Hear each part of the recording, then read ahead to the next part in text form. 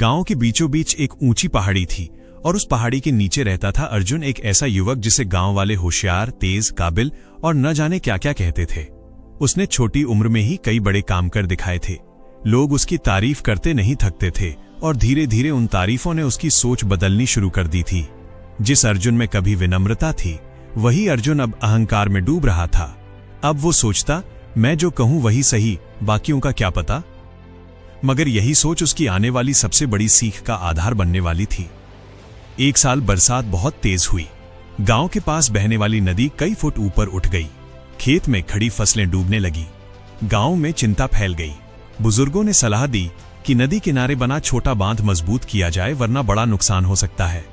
गांव की मीटिंग बुलाई गई। अर्जुन आत्मविश्वास से भरा खड़ा हुआ और बोला, आप लोग चिंता न करें, मैं अकेला स्थिति को संभाल लूंगा। मुझे पता है क्या करना है। कुछ बुजुर्गों ने उसे समझाया, बेटा, पानी का स्वभाव समझने के लिए अनुभव चाहिए। ये काम अकेले का नहीं होता। लेकिन अर्जुन ने उनकी बात को हल्के में ले लिया। दादाजी, आप लोग चिंता मत कीजिए, मैं अकेला काफी हूं। गांव वाले उसके आत्मविश्वास से प्रभावित थे। उन्होंने सोचा, चलो, अर्जुन इतनी बार सही साबित हुआ है, शायद इस बार भी हो जाए। अर्जुन ने मजदूरों को बुलाया और काम शुरू कराया। मजदूरों ने कई बार कहा, अर्जुन भाई, ये मिट्टी कमजोर है, यहां बांध टिकेगा नहीं, कम से कम थोड़ा और मजबूत आधार बना ले। लेकिन अर्जुन गुस्से में बोला, तुम लोग सिर्फ खोदने का काम करो, दिमाग लगाना मेरा काम है। वो हर सलाह को नजरअंदाज कर रहा था। क्यों? क्योंकि उसे लगा था कि अगर उसने दूसरों की बात मानी तो लोग सोचेंगे कि उसे नहीं पता कि क्या करना है। ये अहंकार का सबसे भारी बोझ होता है, गलत होते हुए भी सही साबित होते रहने की जिद।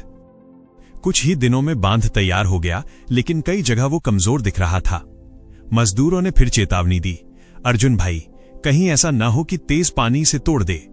अर्जुन ने हंसकर कहा, मेरे बनाए बांध को पानी तोड़ देगा? असंभव। उस रात बहुत तेज बारिश शुरू हुई। कड़कड़ाती बिजली, गरजते बादल और पहाड़ों से तेजी से गिरता पानी। गांव वाले दहशत में थे, लेकिन अर्जुन अपने भरोसे में डूबा रहा। पर जैसे ही भोर हुई, गांव पर सन्नाटा छा गया। बांध रात में ही टूट चुका था। पानी तेजी से गांव में घुस आया था। किसानों की फसलें बह चुकी थीं। कई घरों में पानी घुस गया था। लोग जानवरों को बचाने में भागते फिर रहे थे।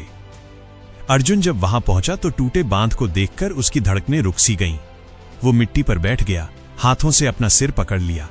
उसकी आंखों से आंसू बहने लगे। उसे एहसास हुआ, ये बांध सिर्फ मिट्टी का नहीं टूटा था, ये उसका अहंकार था जो खुद ही ढह गया था। गांव का बुजुर्ग उसके पास आया और बोला, बेटा, गलती बांध की नहीं थी, गलती उस भार की थी जो तुमने अपने कंधों पर ढोया, अहंकार का बोझ। इस बोझ ने तुम्हें दूसरों की आवाज सुनने ही नहीं दी। अर्जुन रो पड़ा। वो बोला, अगर मैंने आपकी बात सुनी होती तो आज ये सब नहीं होता। अगले दिन गांव में मीटिंग हुई। अर्जुन सबके सामने खड़ा होकर बोला, मेरी गलती ने आपको नुकसान पहुंचाया, मैं शर्मिंदा हूं। इस बार मैं अकेला नहीं, आप सबके साथ मिलकर काम करूंगा। गांव वाले अच्छे थे। उन्होंने कहा, गलती हर इंसान करता है, पर जो अपनी गलती से सीख ले वही असली इंसान होता है। इस बार बांध बनाने का काम पूरे गांव ने मिलकर किया। अर्जुन ने हर सलाह ध्यान से सुनी। धीरे धीरे बांध फिर से तैयार हुआ, इस बार पहले से कहीं ज्यादा मजबूत। जब काम पूरा हुआ, अर्जुन मुस्कुराया। इस बार उसकी मुस्कान में घमंड नहीं था, विनम्रता थी, सीख थी और सबसे बढ़कर कृतज्ञता। उसने महसूस किया कि अहंकार इंसान को अकेला कर देता है, जबकि विनम्रता इंसान को सबके साथ जोड़ देती है। अर्जुन अब गांव का सबसे सम्मानित युवक था, लेकिन अहंकारी नहीं, विनम्र, समझदार और दूसरों की बात सुनने वाला। लोग कहते, अर्जुन आज जितना बड़ा है वो उसकी बुद्धि से नहीं, उसकी विनम्रता से है। कहानी का संदेश, अहंकार इंसान को गिराता है और विनम्रता उसे उठाती है। जब हम दूसरों की बात सुनना सीख लेते हैं, तभी हम सच्चे मायने में बड़े बनते हैं। धन्यवाद दोस्तों, दिल से शुक्रिया कि आप हमारी कहानियां सुनते हैं। अगर कहानी ने दिल छू लिया हो, लाइक और शेयर जरूर करें।